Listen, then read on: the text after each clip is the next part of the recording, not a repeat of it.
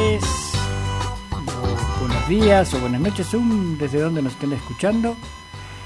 Tenemos el gusto hoy de iniciar la 7ª temporada de Conversaciones en el CUYH, un programa radial del Instituto Rodolfo CUYH de la Universidad Nacional de Jujuy y de UJU Radio, también de nuestra universidad. Y para iniciar esta temporada tenemos 2 invitados, a los que enseguida voy a presentar. Pero antes saludo a nuestro operador de estudios, Hernán Cabrera, que un año más nos está acompañando ahí detrás del cristal, dándonos la asistencia y permitiendo llegar a todos ustedes. Como siempre, Conversaciones en el CUYH convoca a dialogar, a pensar, a reflexionar sobre nuestras realidades desde el lugar y el tiempo que vivimos. Si vamos hacia el pasado, es para simplemente comprender mejor cómo llegamos hasta acá, cómo estamos siendo, cómo llegamos a ser y cómo seguimos estando aquí en nuestra América, en nuestro territorio. O sea que miramos y nos miramos desde acá, desde nosotros.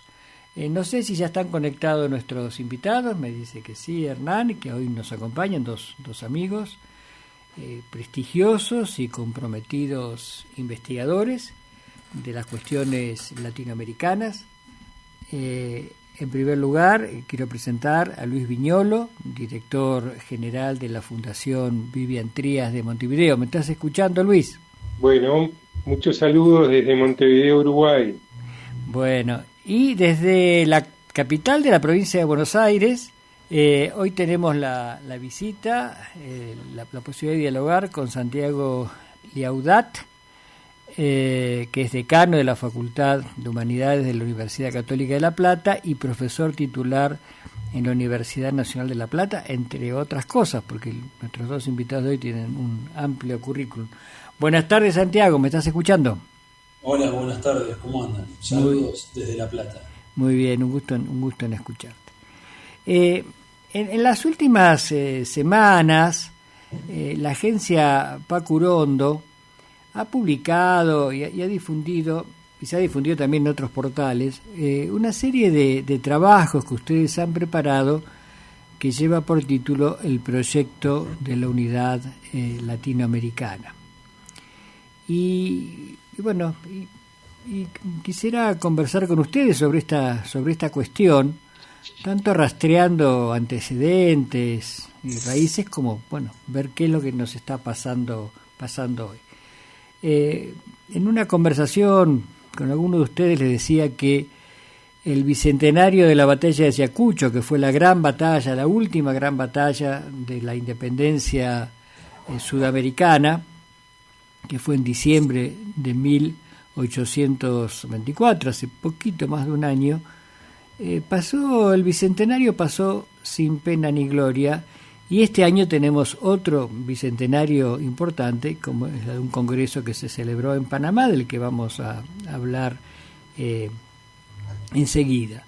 Entonces la idea, bueno, es poder ir contándole a nuestro público algo sobre este importante congreso, que bueno, obviamente un evento de hace 200 años, pero que todavía las cuestiones planteadas allí y no planteadas, las resueltas y no resueltas, continúan resonando por aquí, por nuestro continente.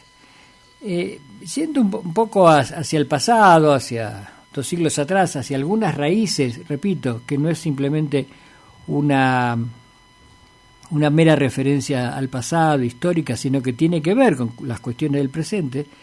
El año de 1810 aparece como un año clave en nuestro continente, ¿no? En particular para las antiguas colonias españolas. Sabemos que ese es el año donde empiezan los procesos de independencia. En realidad, el año anterior había habido levantamientos en Bolivia, pero bueno, 1810 aparece como un parteaguas de los que están por un continente libre, con hombres libres, usando la terminología de la época, hoy diríamos con hombres y mujeres libres, y los que pretenden simplemente cambiar de dueños, pero con predominio de las élites criollas, o sea, de los nacidos en este continente simplemente.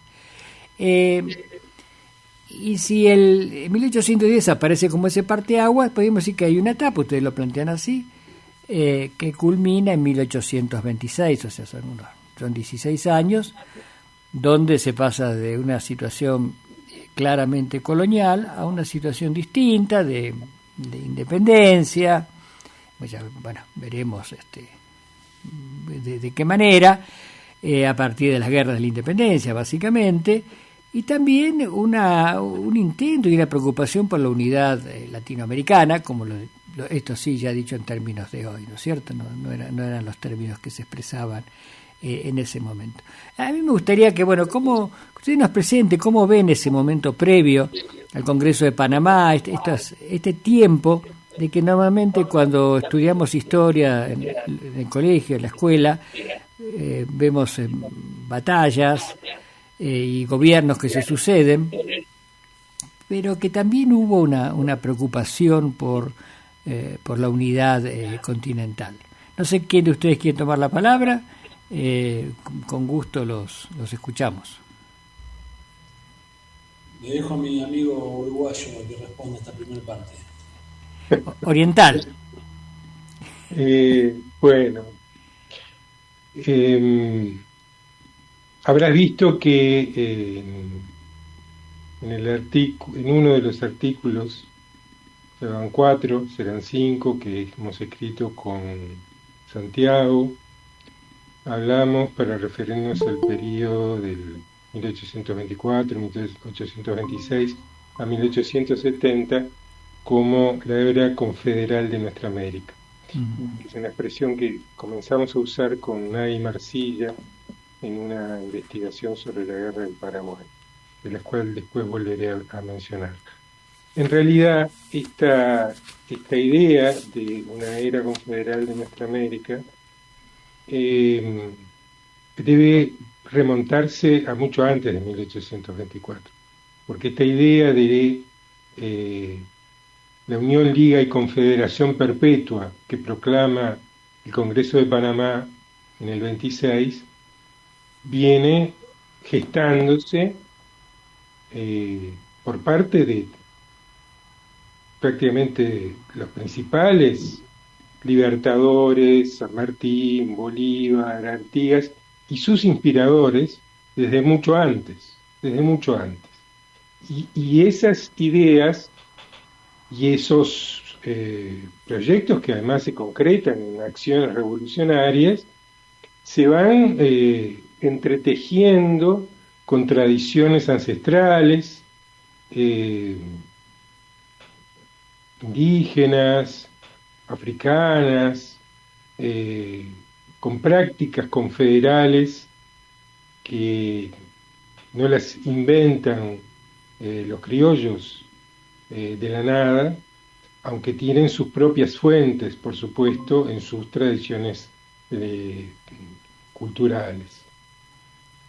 De modo que en desarrollos posteriores vamos a tratar de ajustar esa idea inicial de la era confederal de nuestra América, no solo al periodo entre el 24 y el 70 del siglo XIX, sino remontarlo a por lo menos fines del siglo XVIII. Hay que tener en cuenta que ya en el periodo anterior a la conquista española hubo muy importantes esfuerzos de unificación político-territorial. El más evidente por la magnitud de su extensión territorial es el Tahuantinsuyo Inca. No fue el único, pero es el más extenso territorialmente y por lo tanto más fácilmente visualizable. Esas experiencias,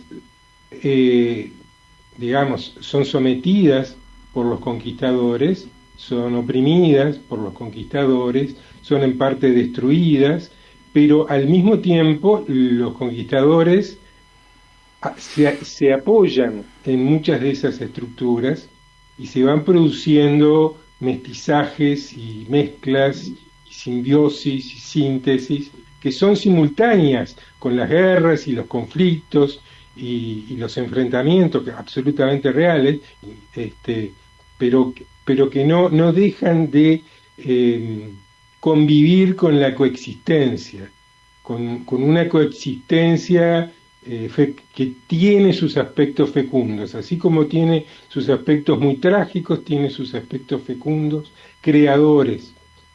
Todo eso está en la génesis, es parte de la génesis y la inspiración de el movimiento justista a partir de 1808, que luego va a derivar en el movimiento propiamente independentista. Y que va a tener esa gran culminación institucional en el Congreso Anfictiónico de Panamá, que por un lado refleja el comienzo de la balcanización, porque es una reunión de repúblicas que nacen de una primer disgregación de los reinos de Indias, pero al mismo tiempo es el más importante ejemplo de el proyecto de mantener la unidad político-territorial heredada del Imperio Español. Para los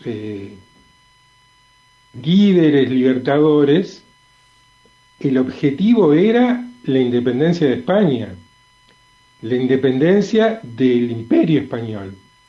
Pero para ellos era totalmente natural, y no solo para algunos líderes, para muchas de las personas que habían nacido en 1780, 1790, en 1800 o 1810, era totalmente natural concebir la unidad de lo que ya estaba unido, porque aún no se había producido la disgregación. Por eso, Luis, político-territorial. Luis, esto es algo que suelen no enseñarnos y solemos no pensar. Claro, pero, digamos, Luis, sí. por eso esas expresiones a veces un poco fuera de lugar, que mueven a la confusión cuando se dice Argentina hacía tal cosa, o Bolivia hacía tal otra, o Uruguay hacía tal otra. Me refiero a ese primer momento de 1810, donde todavía no estaban definidas ni los países ni las fronteras, y cuando se definía algo siempre quedaba medio en borrador, como para que se podía volver a definir un poco más tarde, ¿no es cierto? Totalmente. Y nosotros estamos padecemos la balcanización en nuestras mentes. Esta es una de las cosas. Cuando decís balcanización, ¿a qué te referís, Luis? A la fragmentación de nuestra América, a la fragmentación de esa unidad político-territorial que iba desde California hasta Tierra del Fuego durante el periodo virreinal. Que, insisto, con toda justicia, nuestros patriotas lucharon por la independencia contra el Imperio Español, pero no lucharon por la fragmentación de esa unidad político-territorial. Claro. O por lo menos muchos no lo hicieron, sino que, por el contrario, lucharon para mantener esa unidad político-territorial. Del mismo modo que los indios de la India, cuando se independizan del Reino Unido, que había unificado el territorio de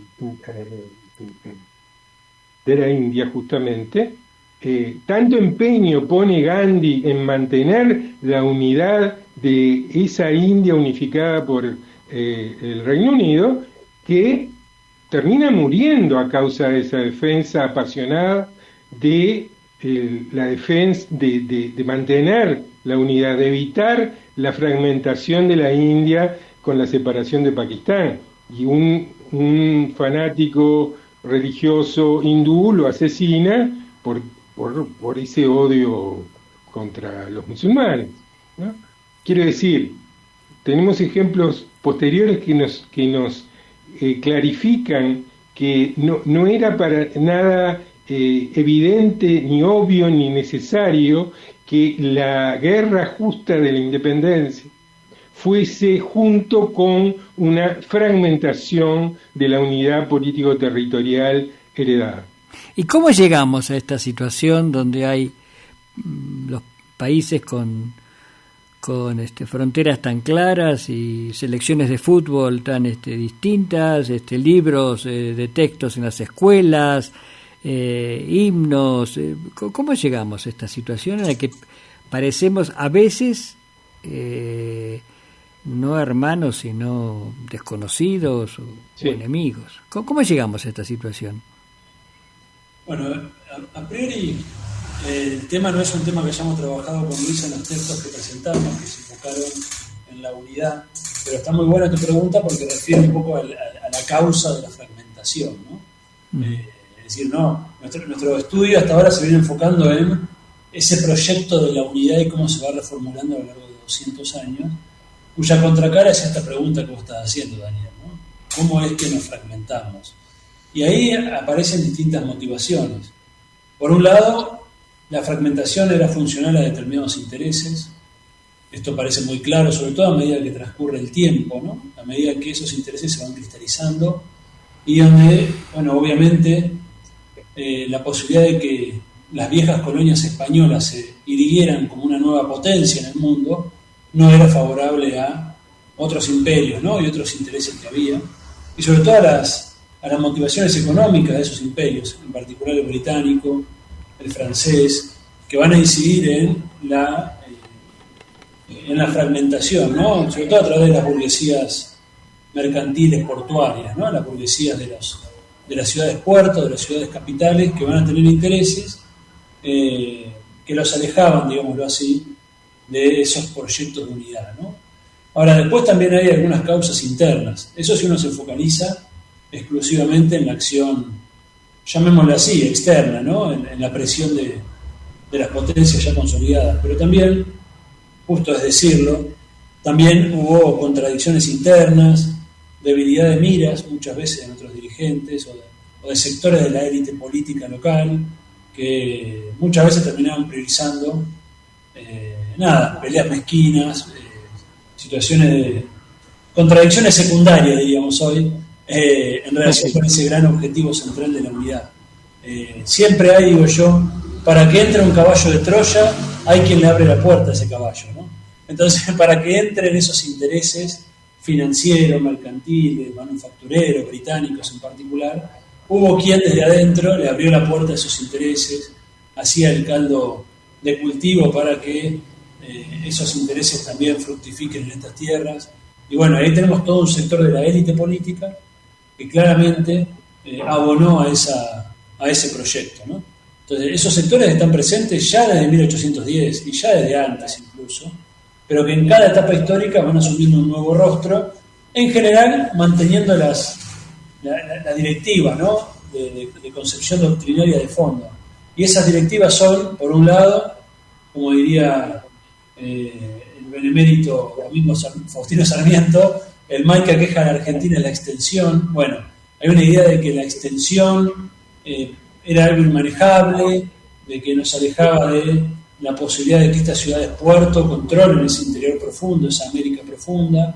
Entonces los países muchas veces van a tender a delimitar fronteras chicas, ¿no? Tratar de encerrarse sobre fronteras manejables para esas capitales, y eso va a ser una fuerza centrífuga, ¿no? Que va a tender a debilitar esas grandes unidades políticas que muy bien describía Luis. Entonces creo que ahí tenemos una acción que se va a ir cristalizando en el tiempo. Esto es importante, también lo decían tanto Daniel como Luis. Las fronteras no se definieron de la noche a la mañana, ¿no? Si las fronteras van a pasar décadas, incluso diríamos medio siglo, hasta que las fronteras nacionales adquieren su fisonomía casi definitiva, diríamos, porque incluso todavía quedan entre algunos países limítrofes en América, quedan algunos algunas cuestiones de frontera por delimitar, ¿no? Por ejemplo, entre Argentina y Chile. Pero mayormente, digamos, se terminan de delimitar hacia fines del siglo XIX, principios del XX. Ahí hay un hito que tanto Luis como su grupo han venido trabajando con mucho énfasis, que es el hito de la Guerra del Paraguay, la Guerra de la Triple Alianza, como un momento que puede ser considerado un punto de inflexión, una bisagra en esta cuestión de la delimitación de la frontera, ¿no? Bueno, Santiago, pero no nos adelantemos a la Guerra de la Triple Alianza, porque quizás para muchos de nuestros oyentes, esto del Congreso de Panamá, o con ese nombre tan raro, Congreso Anfictiónico de Panamá, les resulte como algo muy lejano. Estoy hablando de oyentes de acá del Río de la Plata, digamos, lo que era, bueno, del norte argentino. Parece como algo extraño y no es así, digamos. Es algo que tiene que es un hecho muy importante en este proceso de unidad latinoamericana. Las guerras de la independencia tuvieron muchos actores, por supuesto, desde figuras importantes y bueno, y apoyo popular, y normalmente se lo sintetiza en dos figuras, que es San Martín desde el sur y Bolívar desde el norte, con esos dos ejes o esos dos polos de un eje libertador entre Venezuela, Caracas y el Río de la Plata, ¿no es cierto? Como los dos, como el eje que fue estructurando las acciones y los dos lugares de donde partieron las iniciativas más importantes, que finalmente se concretaron. Nuevamente hablamos de la batalla de Ayacucho del 24 y ya al final con lo que hoy es Bolivia, de vuelta hay que decirlo, que era el Alto Perú, era otra cosa, que se terminó transformando en Bolivia en el año siguiente. Entonces, ¿cómo es que se llegó a este llamado, a este congreso que lo denominamos como algo como un hito importante en el proceso de unidad latinoamericana y que, salvo a la gente que se dedica al estudio de la historia, la mayor parte de la gente no lo conoce? Es un evento desconocido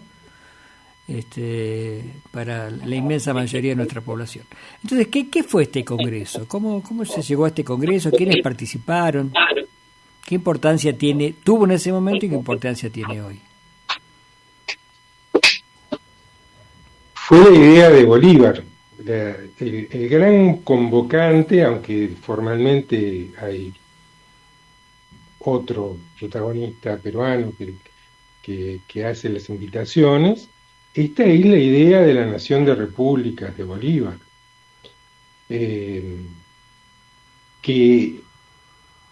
ya tiene en el 24 una declaración de confederación perpetua entre Perú y Colombia, lo que posteriormente llamamos la Gran Colombia, es decir, la Colombia de Bolívar, que incluía Ecuador, Venezuela, Colombia con Panamá adentro, ¿no? Antes de que la separaran arbitrariamente los Estados Unidos.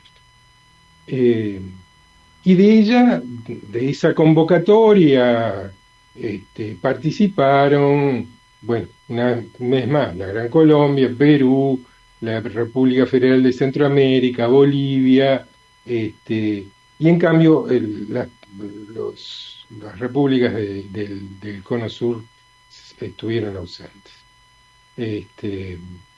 Pero es el gran hito y podríamos entrar en detalles, pero yo creo que lo esencial es la proclama de la Unión, Liga y Confederación Perpetua. Si uno mantiene la idea clara de que eso es lo que se proclama, de que eso es lo que se declara, de que esa es la aspiración, de que esa es la denominación formal que a través de ese encuentro diplomático se le da a la idea de Bolívar, de la nación de república, entonces entiende claro que esa es la idea central que con otros nombres, con otras palabras, mantenemos vigente hasta el día de hoy cuando hablamos de la patria grande, cuando hablamos de la Unión Latinoamericana. Luis, cuando hablamos de nación de repúblicas, normalmente estamos acostumbrados a vincular nación, república, patria, país, medio como sinónimos, ¿no? Palabras que se relacionan una a una nación, una república, una patria, un país, un territorio, un gobierno. ¿Por qué Bolívar hablaba en singular de nación y en plural de repúblicas? Bueno, era muy corriente el uso de repúblicas en sentidos que no tenían el significado formal actual de Estado, nación independiente. República podía ser una provincia, república podían ser muchas cosas. Tanto en el periodo colonial como en los años de las guerras de la independencia. Con frecuencia las provincias se autodenominaban repúblicas, pero no en el sentido de estados nacionales independientes, ¿no? Y la idea de nación, de una nación compartida, está en Bolívar y está en múltiples autores, de los protagonistas de la Revolución de Quito en 1809 o en Bolivia también en 1809. Digo, eso aparece por muy diversos, por parte de muy diversos autores, porque, te reitero, tenemos que recordar, por ejemplo, Timoteo Aparicio, que es uno de los protagonistas de el preámbulo de la Guerra del Paraguay, que es la Guerra del Uruguay, nace en 1888. Es decir, que en 1865 tenía 77 años. Esa gente, lo pongo a él, a ver, el vicepresidente de Solano López era de 1795. ¿Te das cuenta? Para esas personas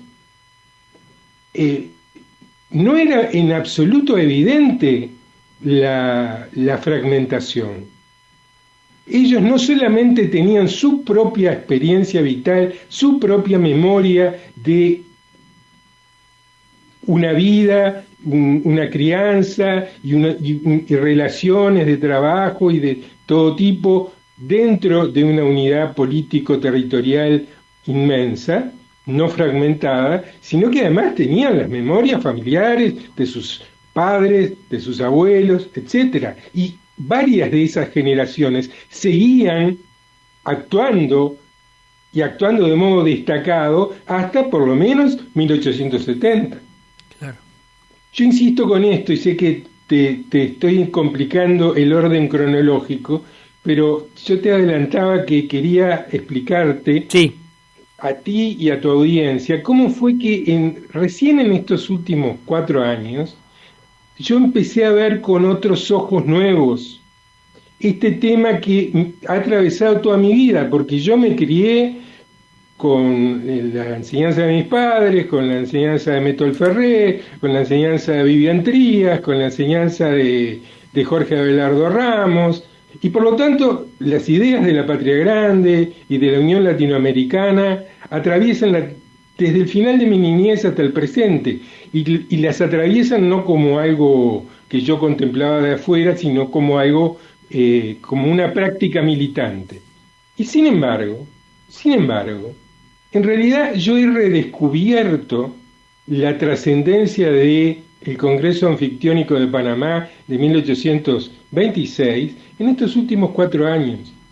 Porque en estos últimos 4 años, cuando le propuse a la historiadora argentina Nagui Marcilla, que está radicada en Uruguay, es la secretaria académica de la Fundación Vivian Trías, hacer una investigación que estamos haciendo sobre la Guerra del Paraguay y las críticas anarquistas a la Guerra del Paraguay, yo estaba leyendo y estudiando y volviendo a investigar cosas que hacía más de un cuarto de siglo que había leído, estudiado, escrito, etc.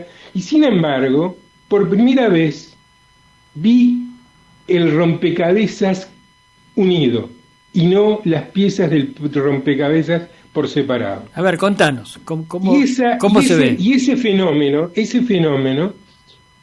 es un proceso intelectual, pero es algo más que un proceso intelectual, porque implica superar la barrera de la colonización cultural, que nos enclaustra en las fronteras de las semicolonias disfrazadas de estados nacionales. Todas las instituciones en las que estudiamos, los archivos en los que estudiamos, los museos en los que estudiamos, las universidades en las que estudiamos y todos los ámbitos en los que nos manejamos están moldeados a imagen y semejanza de estas semicolonias disfrazadas de estados nacionales independientes. Y nosotros tenemos eso introyectado, aun quienes nos hemos formado en el sueño de la patria grande. Y desprendernos de eso es un gran esfuerzo, que es un esfuerzo intelectual, pero que es mucho más que un esfuerzo intelectual. Necesitaríamos la presencia de un psicoanalista o un psicólogo, qué sé yo, para que nos ayude a comprender esos procesos. Cuando nos pusimos con Nay a volver a estudiar las críticas a la guerra de la Triple Alianza, y yo volví a leer lo que ya había leído y releído y había escrito sobre eso de Élisée Reclus hacía más de 25 años, por primera vez entendí que, el primer artículo que Reclus escribe sobre la guerra del Paraguay, el primero sobre la guerra del Uruguay, pero el primero que está titulado La Guerra del Paraguay, lleva como subtítulo Las Repúblicas de América del Sur, sus guerras y su proyecto de federación. Eso en el subtítulo, imagínate. El tipo desde el título de su artículo estaba contraponiendo la Triple Alianza con el proyecto de la Unión Americana. Uh-huh. Y cita expresamente el segundo Congreso Americano de Lima, que le llama de otra manera, el Congreso Colombino le llama, etc. Siguiendo ese hilo de cosas que yo ya había leído hacía décadas, empecé a tomarme en serio todo el hilo conductor que va del Congreso Anfictiónico de Panamá, la continuación en el Congreso de México, en Tacubaya, la continuación en el primer Congreso de Lima, en la década del 40, la continuación en el Congreso de Santiago de Chile, en la década del 50, y la continuación en el segundo Congreso de Lima de 1864 al 65, contemporáneos de la Guerra del Uruguay, de la Guerra del Paraguay, y contrapuestos expresamente, críticos expresamente. Y entonces ahí empecé a ver esto, las piezas del rompecabezas juntas y no separadas. Porque en todo ese periodo que va del Congreso de Panamá al segundo Congreso de Lima, no solamente ocurren esta serie de congresos americanistas que se proponen la Unión, Liga y Confederación Perpetua, sino que ocurren confederaciones. La Gran Colombia, las Provincias Unidas del Río de la Plata, que hasta por lo menos 1828 incluían a la provincia oriental, México, cuando se independiza, incluye a Centroamérica, luego hay dos confederaciones centroamericanas, la Confederación Perú-Boliviana en la década del 30, y hay otras alianzas que no se formalizaron como confederaciones, pero que en los hechos funcionaron como tales, como la alianza entre Rosas y Oribe, que tanto nos atañe en nuestra historia rioplatense, que llega hasta el 51, ¿verdad? Y simultáneamente con eso ocurrían revoluciones transfronterizas con explícitos propósitos federales o confederales. Y simultáneamente con todo eso, la efervescencia intelectual, las redes intelectuales, potentes redes intelectuales que no hemos terminado de estudiar en profundidad hasta el día de hoy. En tiempos de la guerra del Paraguay van a estar las sociedades de la Unión Americana, a la que perteneció nada menos que Felipe Varela. Felipe Varela se une a la sociedad de la Unión Americana en Copiapó, en Chile, ¿no? Que es donde después muere. Pero de ahí se nutre la proclama por la Unión Americana de Felipe Varela, que inicia su revolución con apoyo militar chileno y que va a tener apoyo diplomático boliviano y que no por casualidad va a terminar muriendo en Chile.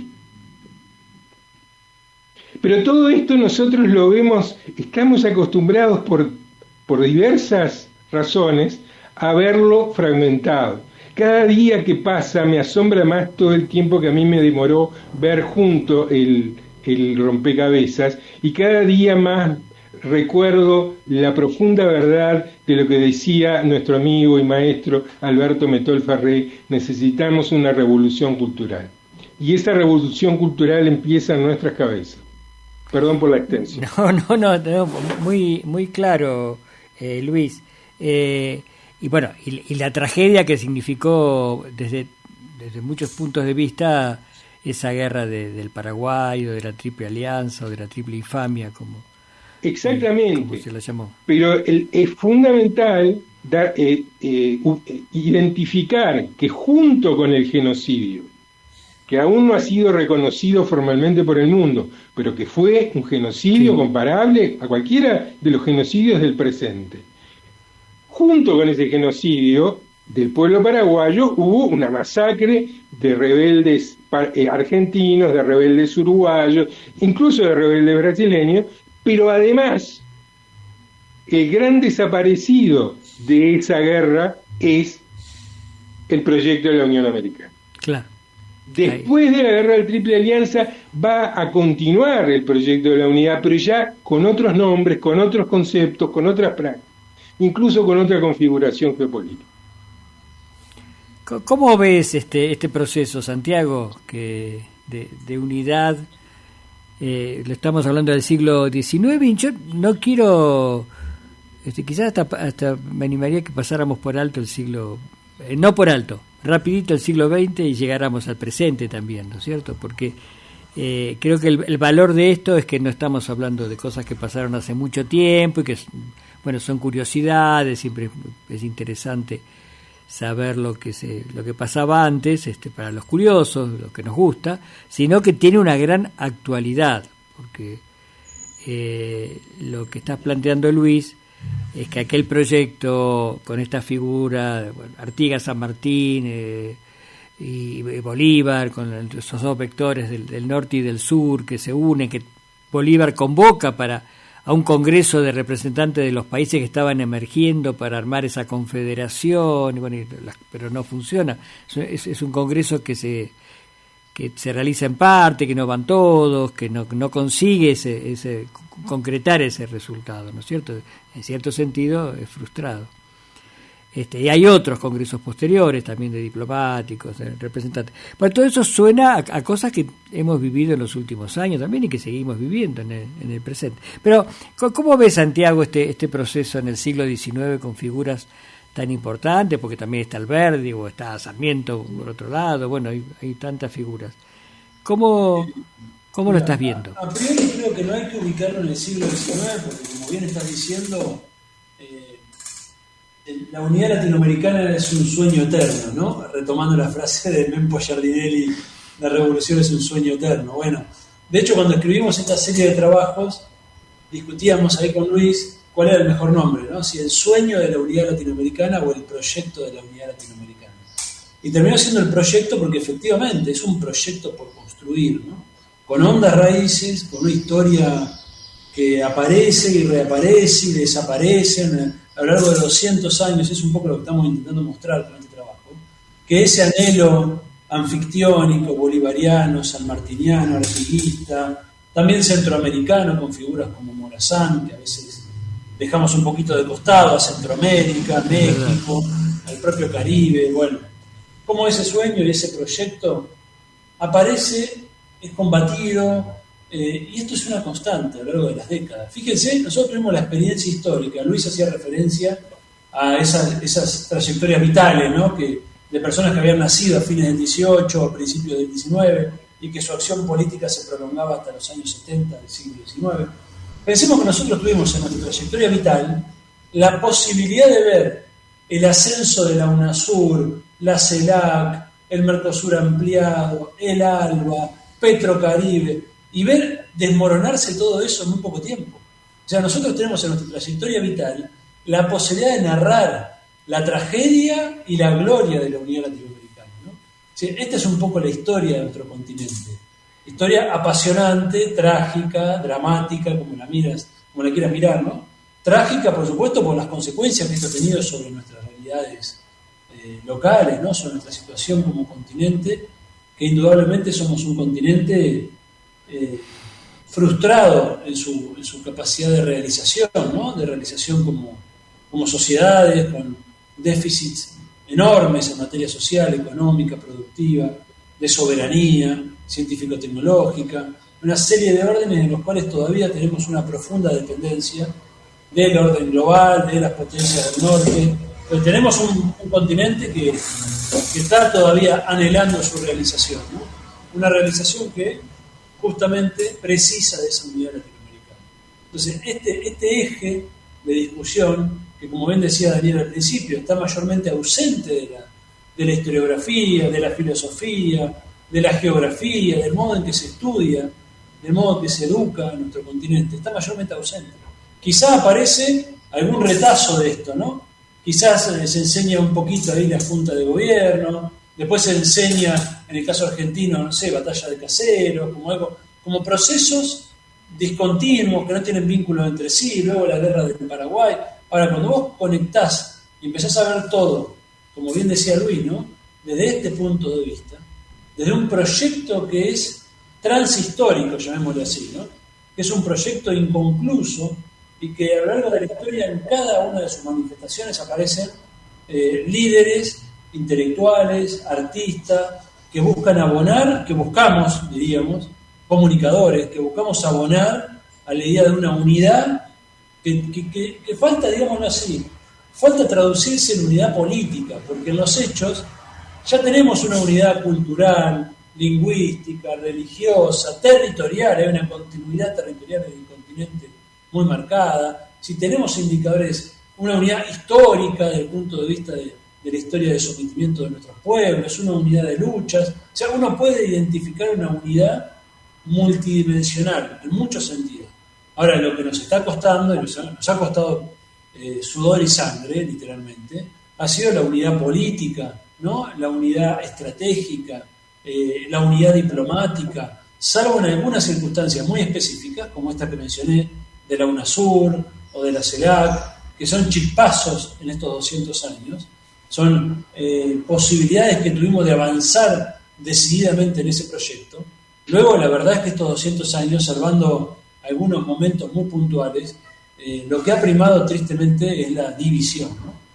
Incluso en algunos casos con conflictos de mucha gravedad, como fue el de la Triple Alianza, pero también hemos tenido otros conflictos entre países que, bueno, por supuesto dejan heridas que luego son difíciles de curar, ¿no? Y algunos que no ocurrieron, gracias a Dios, ¿no? Como ser de Chile, con Chile, entre Argentina y Chile, que bueno, por suerte eso no quedó en un triste amague, pero bueno, no causó herida. Sí me llama la atención algo, que estamos hablando de estados, pero también hay una integración popular desde acciones que tiene que ver con las migraciones. Muchas veces decimos en Argentina que es un país de migrantes, lo cual, si solamente es eso, no es cierto, pero también es un país de migrantes, como también es un país de indígenas y de mestizos. Pero sí que ha habido en este siglo, con antecedentes, pero ha habido en este siglo tres migraciones muy importantes en Argentina de comunidades de migrantes bolivianas, que tienen una raíz muy grande también en el siglo XX, de peruanos y de personas de Venezuela, ¿no? Son 3 comunidades, más allá de que también de África hay una nueva migración en este siglo desde África hacia Argentina. Por supuesto, estoy dando el caso de Argentina porque es el más cercano a nosotros, pero en otros países se dan situaciones muy equivalentes. Y en Uruguay pasa lo mismo. Claro, pero hay muchos movimientos, ¿no? Nosotros estamos aquí en el norte argentino y la Ruta 9, que es la ruta que estructura la relación entre Buenos Aires y el norte de Argentina, pero que tiene una continuidad de rutas que va hacia Bolivia o hacia Chile y después van hacia Perú y siguen, digamos, son las rutas que organizan el espacio sudamericano. Hay muchísimos ómnibus por día que van a Bolivia, que van a La Paz, hacen un retiro a La Paz, pero hay no sé, hay más de 10, no sé, que hacen ese servicio, y también están los que van hacia Perú, menos, pero también están los que van hacia Perú, que incluso tienen otros caminos, ¿no? Pero a lo que voy es que hay una integración por abajo de gente que va y que viene, presente, que incluso a veces se alientan algunas xenofobias, unas fobias hacia los migrantes, lo hemos visto con poblaciones venezolanas, a veces hay cruces, desprecios ideológicos, por gente que va y que viene, pero que va enhebrando, va tejiendo una integración popular muy fuerte. Quizás esto tiene que ver con aquel sueño, aquella expresión de Bolívar de una nación y muchas repúblicas, o el concepto de patria grande, ¿no? Uno de mis grandes sueños es llegar a escribir algún día una historia de patria grande escrita desde la perspectiva de las migraciones intralatinoamericanas. Claro. Una enorme proporción de los intelectuales y los artistas y los científicos latinoamericanos han sido bi- y trinacionales, ¿no? Han vivido entre Uruguay y Argentina, o Uruguay, Argentina y Brasil, Brasil y Paraguay, y así podemos multiplicar por mucho las opciones. Eso ha ocurrido incluso con personalidades que han sido políticos destacados, protagonistas, no solamente, digamos, intelectuales, artistas. Y sí, yo estoy totalmente de acuerdo contigo, esto es algo que el Uruguay no conocía esa experiencia de inmigración latinoamericana en el siglo XX, excepto la que venía de Argentina y Brasil, pero que era sentida como parte de lo normal. No era sentido como inmigrantes propiamente dichos, y ahora tenemos cantidad de inmigrantes peruanos, bolivianos, venezolanos, cubanos, etcétera, y efectivamente se está produciendo. Yo creo que más allá de que producen desgraciadamente estos fenómenos de xenofobias de extrema derecha, se está produciendo una integración, se está continuando una integración por abajo, porque no es que la inventamos en el siglo XXI. No, claro, no. Esto viene desde el fondo de la historia. Sí. Y volviendo al noroeste argentino, hay dos figuras importantes desde esta mirada, y un poco también desde los estados.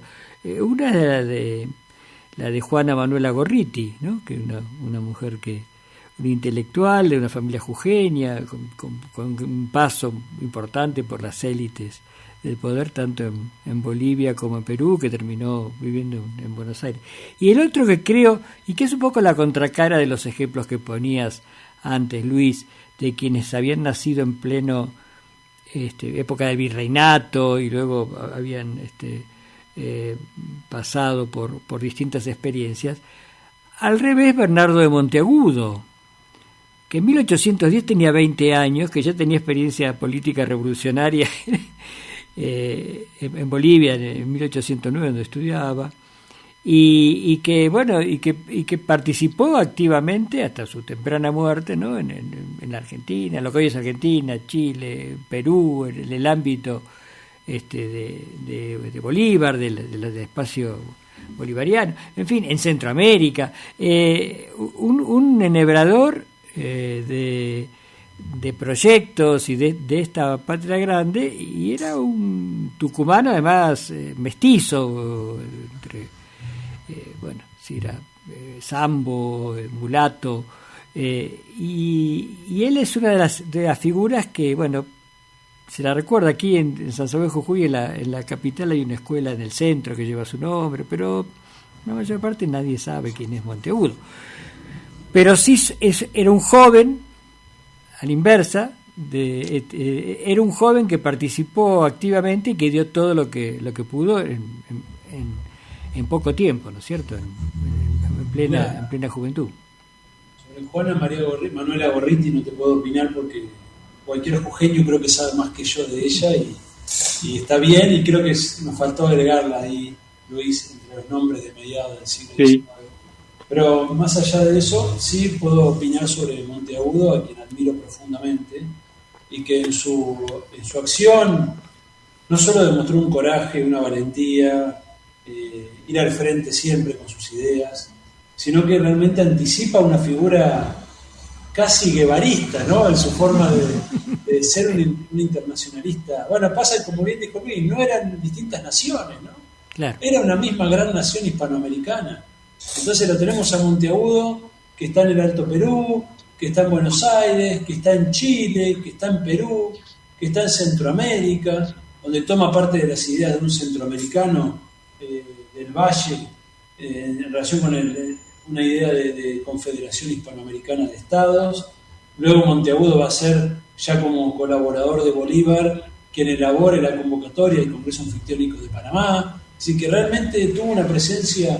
Piensen que fue el responsable de la guerra de inteligencia que hizo San Martín en el Perú. Monteagudo tuvo esa responsabilidad para hacer la llamada guerra de Zapa, como le decían en la época, que le permitió a San Martín tomar Lima casi sin combates, ¿no? Un hecho de... Sin disparar un tiro, podríamos. Claro, brillante desde el punto de vista de la estrategia militar y política, ¿no? Y eso se logra mediante una guerra de inteligencia, de contrainteligencia, de mover espías, generar rumores.